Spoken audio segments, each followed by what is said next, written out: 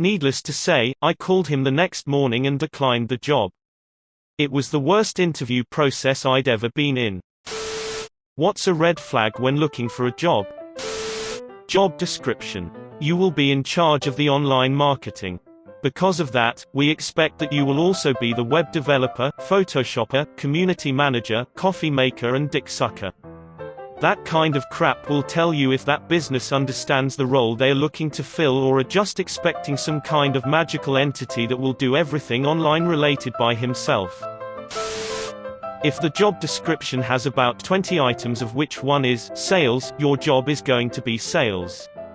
If the job description has multiple items, then the majority of your duty is going to be the worst one of those items. One summer I applied for a construction job. The interviewer told me I might sometimes need to work Saturdays. Fair enough, I thought to myself. Unexpected stuff can come up and require some extra work, it's fine. First day on site, the foreman told me I'll be working both Saturdays and Sundays with no days off indefinitely. My coworkers said this has been going on since Easter. It was August. Oh, and my daily schedule got extended by 2 hours the very next day. Earning potential is stressed over current salary. In 5 years you can be making X. Cool, add that to my offer as guaranteed and we have a deal. Well, it's not guaranteed. Oh gotcha, so what you're saying is that statement holds no value. Master's degree preferred, for an entry-level job, $30,000 to $40,000. That's generous compared to the listings I've seen. Normally they go like this: R&D chemical engineer needed. Must have at least 5 years experience in developing industrial production processes. Master's degree required. Part-time, 39 hours a week, pay $10.50 an hour. Must be hired through a temp agency so we don't have to commit to you.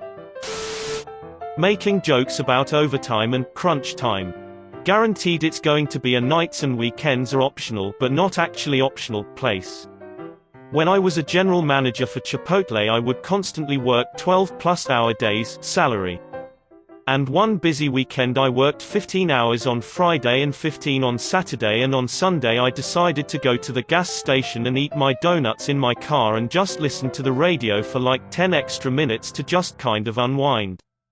You better believe the area manager was there the next day with a write-up in hand because I was 10 minutes late on Sunday, but when I asked what about the other 10 extra hours I put into my store the previous days.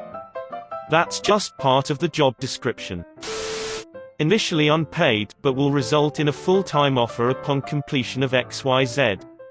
This will be an excellent chance to expand your portfolio and gain lots of exposure with leading global brands. Then make it absolutely going to make it impossible to do any of those. And dropping you right before you meet the time requirement. High staff turnover. In a job interview I asked how long do people in this position stay. The manager danced around the question and didn't give me an exact answer. He just told me, I don't know. People come and go. They found other jobs and leave me hanging. That is sign of a place with high turnover. That answer made me take a hard pass on the job. There's a place near me that's always hiring high-level tech folks. And I mean always. Just makes me think, meat grinder.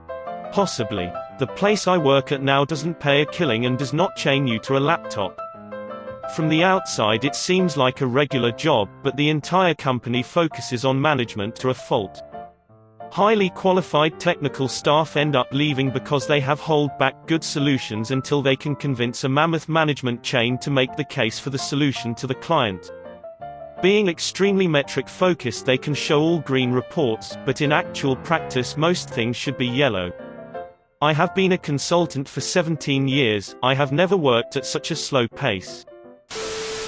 Hiring lots of people in the same position, everyone who calls gets a job. Often means the job is either crap or they're setting you all up to compete for the actual job. I had this once. Turned out it was commission only, door-to-door vacuum sales. I did that for a month. My breaking point was when I was told I couldn't carry any water with me in what is essentially desert climate in the middle of summer. Was told to request a glass of water from random strangers. Same if I needed to use the bathroom. I wound up so parched I was risking real dehydration, and the other salespeople had the nerve to drink all my water. Oh, and I sold a grand total of 3 vacuums. I actually had 5 sales, but I quit on a Friday, and by Monday they claimed my last 2 sales were cancelled, and I now owed them something like $150 for accessories. Convinced them to zero out my entire account and just close it.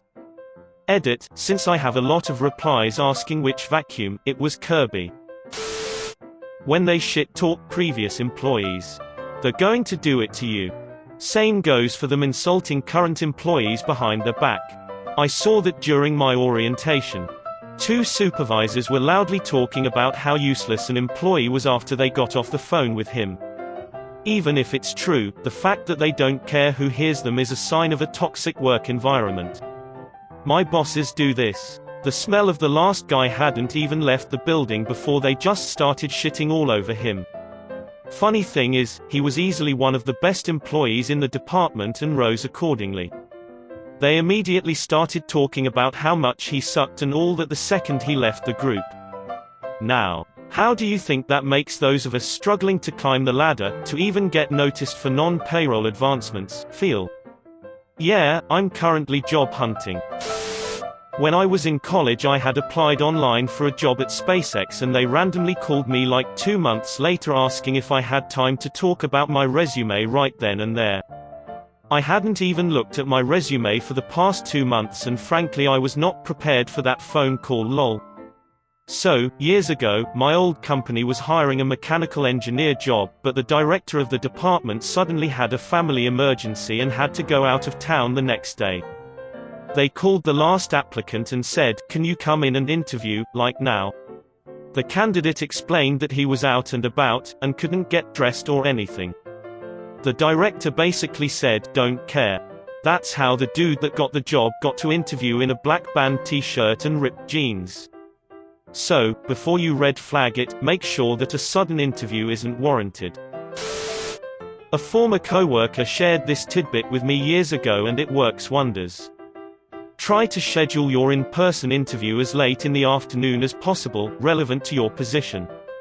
If you're expecting a 9 to 5 job, schedule your interview for 4 o'clock or 4:30. You probably discussed after-hours work etc. during the interview. When you are done, you should be able to look around. Are people still working? Is the parking lot empty? You can match up the evidence with what was claimed during the interview, and from that, judge how realistic the entire job description is based on how they treated the after-hours work. Couple of things. Open interviews. Admittedly I've fallen for this a few times, but I was young and stupid. It's clear they have a high turnover, so they're trying to secure as many people as they can. Most of the time these open interview jobs don't have salaries, just commission. Refusal or reluctance to share details over the phone. This is what usually ends up in you turning up to an open interview. If they withhold information about the role, what you'll be doing etc., that's a huge red flag. They just want to get you in the door for an interview to pressure you into joining. Arrived for an interview not too long ago. Showed up 15 minutes early and had all my certs to prove training. Waited over 20 minutes before the secretary led me to a conference room. Waited another 40 minutes and got fed up. Quality manager walked in as I was getting up to leave. He was very offended when I told him he had wasted my time and I would never accept a position after being left to wait almost an hour while having an appointment. This was a red flag I had during an interview process once. I was doing a phone interview for an IT position, and the person I was interviewing with basically changed the details of the job during the interview.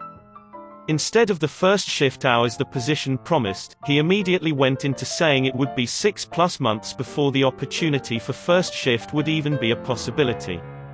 Also, he was big into asking how dedicated I was to jobs. The idea of weekend shifts, again, not in the original description, kept coming up, and how everyone had to be a team player and help out on weekends when needed. The kicker was when he started talking about how many hours he worked. He was bragging that he was up at 6 a.m. every day working, then he'd go into the office for the day, come home to see his family for dinner, and get right back to work until 10 to 11 p.m. every night. I had never been turned off from a job faster in my life. He asked me to think things over and he'd send me some paperwork via email. Needless to say, I called him the next morning and declined the job. It was the worst interview process I'd ever been in.